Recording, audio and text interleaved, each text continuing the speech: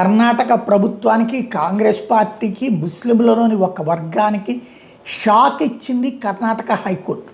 టిప్పు సుల్తాన్ అనేటటువంటి వాడు దేశద్రోహి, ఈ దేశం మీద దండయాత్ర చేయడానికి వచ్చినటువంటి జిహాదీ అని తేల్చి చెప్పింది.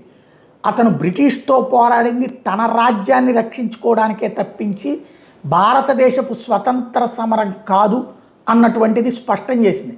టిప్పు సుల్తాన్ అనేక మందిని భారతీయుల మీద అత్యాచారాలు చేశాడు, హత్యలు చేశాడు, వేలాది మంది హిందువుల్ని చంపాడు, అలాగే వేలాది మందిగా హిందువులని మత మార్పిళ్ళకి గురి చేశాడు, ఇస్లాంలోకి తీసుకువెళ్ళాడు, వందలాది కాదు వేలాది దేవాలయాల్ని ధ్వంసం చేశాడు.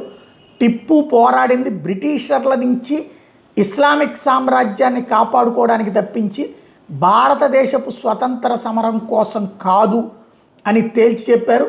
టిప్పు జిహాదీ అవుతాడు తప్పించి ఫ్రీడమ్ ఫైటర్ కాడు అని తేల్చి చెప్పారు.